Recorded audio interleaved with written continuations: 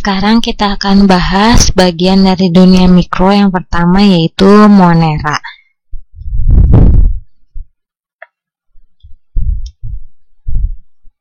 Nah, apa itu Monera? Berarti kalau kita ingin mengenal suatu hal, pasti kita harus tahu dulu ciri-ciri atau karakteristiknya. Bagaimana ciri-ciri umum dari Monera? Yang pertama adalah dia itu merupakan organisme bersel tunggal atau yang kita sering sebut sebagai uniselular. Nah, ciri berikutnya ialah bersifat prokariotik. Apa itu prokariotik? Prokariotik itu adalah dia tidak memiliki membran inti.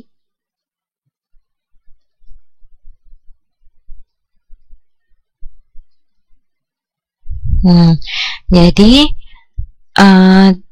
di antara 5 kingdom yang kita pelajari, Monera, Protista, Fungi, Plante, Animalia, hanya Monera atau hanya kingdom Monera yang dia itu bersifat prokariotik atau tidak memiliki membran inti.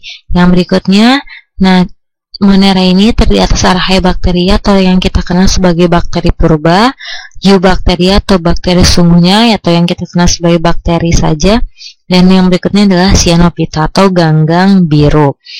Nah, sekarang kita bahas satu-satu ya. Kita bahas tentang bakteri. Bagaimana ciri-ciri dari bakteri? Sebelumnya telah dijelaskan ya, karena bakteri itu masuk ke dalam Monera, maka ciri umum dari bakteri itu dia itu prokariotik atau tidak memiliki membran inti. Yang berikutnya bersel satu, tadi kita sebut sebagai uniselular. Nah, cara hidupnya ada yang soliter dan ada juga yang berkoloni. Apa itu soliter? Soliter itu hidupnya sendiri ya, berpisah dari yang lain, atau ada juga yang hidupnya berkoloni, bergabung dengan yang lainnya dan bakteri lain. Apalagi cirinya?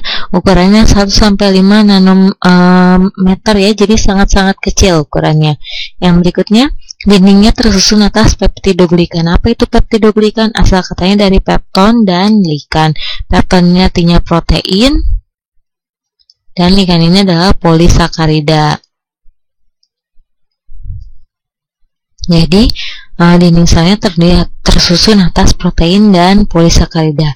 Cirinya yang berikutnya adalah hidupnya kosmopolitan. Kita sering mendengar ya, apa itu kosmopolitan? Artinya kosmopolitan itu hidupnya di mana saja. Maka kita bisa menemukan bakteri di mana saja. Nah, yang terakhir adalah dia itu dapat membentuk endospora atau selaput lendir atau yang sering kita kenal sebagai kapsul. Fungsinya buat apa? Untuk melindungi diri ketika lingkungan itu tidak mendukung. Nah, sekarang kita bahas tentang struktur bakteri. Tadi sudah jelaskan bakteri itu kadang dia itu memiliki yang namanya kapsul atau lendir. Nah, sekarang apa itu kapsul atau lendir? Kapsul atau lendir adalah getah yang dihasilkan dari sekresi dari bakteri tertentu. Nah, berperan dalam melindungi dinding sel bakteri dan tempat penimbunan nutrien serta alat pertahanan dari akibat infeksi inang. Jadi, fungsi utama dari kapsul atau lendir ini ialah berfungsi untuk melindungi dinding sel bakteri dan tempat penimbunan nutrien. Yang berikutnya dinding sel. Nah, apa itu dinding sel atau fungsinya untuk apa? Untuk memberi kekuatan dan bentuk pada bakteri. Dan juga dia itu berfungsi untuk mengatur zat-zat dari dan keluar sel. Dia terletaknya di antara kapsul dan membran sel, tersusun atas peptidoglikan. Sudah dibahas tadi ya, apa itu peptidoglikan? Gabungan antara protein dan polisakarida. Yang berikutnya strukturnya itu dia memiliki yang namanya flagel atau bulu cambuk ya.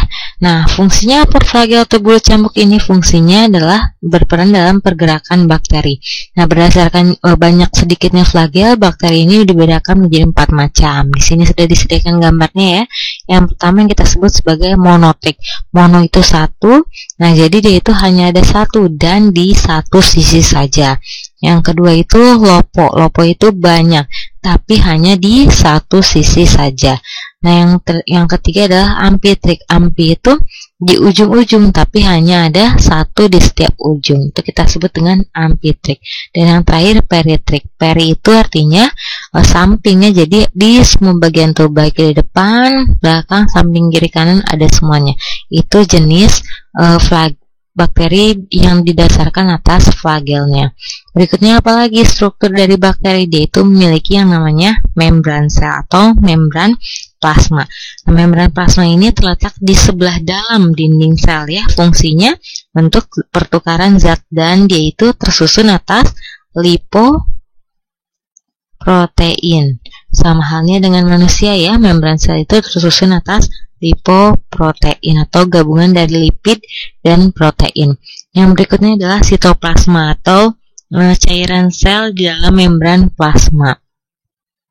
Berikutnya, bakteri itu juga memiliki yang namanya ribosom yang tersusun atas protein dan RNA.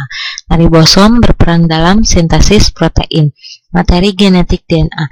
Ini kekhususan dari bakteri. Materi genetik atau DNA dari bakteri itu terdapat dua jenis. Ada materi genetik biasa ya, ada yang kita sebut sebagai materi genetik sirkuler, atau kita sering menyebutnya sebagai plasmid. Nah, plasmid inilah yang banyak sering kita gunakan dalam bidang bioteknologi ya. Berikutnya, struktur dari bakteri ialah dia memiliki granula penyimpanan untuk menyimpan cadangan makanan. Yang berikutnya dia memiliki yang namanya pili dan fimbria. Pili itu flagel ya, tadi sama seperti flagel. Pili ini fungsinya tadi apa? Untuk pergerakan bakteri. Bedanya apa dengan fimbria? Kalau pili itu cenderung besar ya, kalau fimbria ini lebih halus. Terus seperti rambut-rambut halus. Fungsinya untuk apa? Dia berfungsi untuk perlekatan dengan bakteri, dengan substrat ketika bakteri itu sedang menempel ya. Itu bedanya. Yang berikutnya adalah klorosom. Nah, ini klorosom ini adalah struktur yang berada di bawah membran plasma, mengandung pigmen klorofil. Makanya namanya klorosom ya. Dan pigmen lainnya untuk proses fotosintesis. Tidak semua bakteri itu mengandung klorosom, hanya bakteri yang mampu berfotosintesis.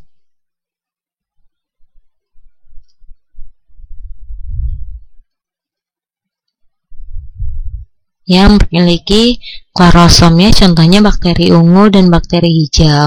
Yang terakhir adalah endospora. Endospora ini adalah suatu bentuk istirahat atau laten dari beberapa jenis bakteri gram positif.